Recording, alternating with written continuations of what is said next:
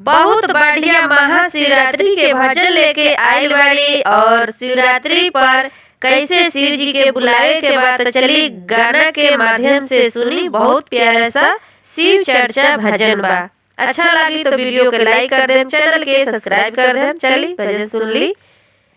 न्योता भेजले बानी, न्योता भेजले बानी हम कैलाश में भोला जी के पास ना। न्योता भेजले बानी हम कैलाश में भोला जी के पास में ना। अवतार भोला हमर बसहा बैल से, अवतार भोला हमर बसहा बैल से। न्योता भेजले बानी हम फोन से, न्योता भेजले बानी हम फोन से।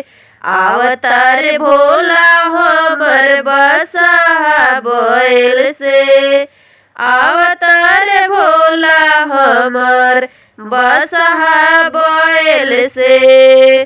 बानी बैठल उनके होयास में, बानी बैठल उनके होयास में। गुरुजी के पास में ना, गुरुजी के पास में ना।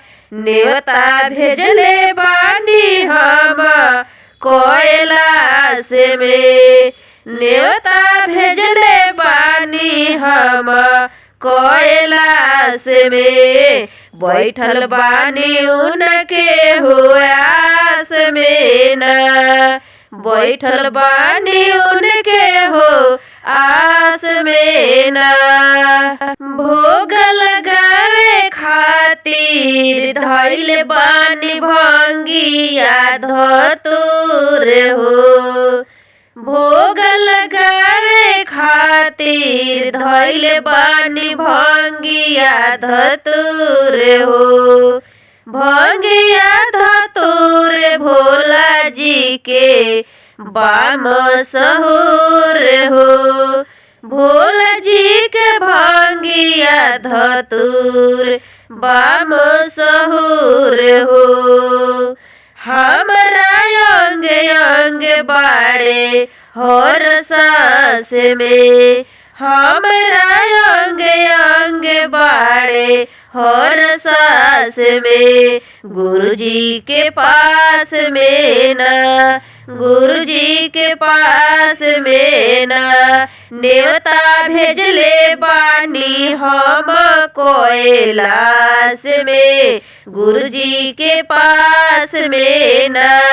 न्योता भेजले बानी हम कैलाश में भोला जी के पास में ना।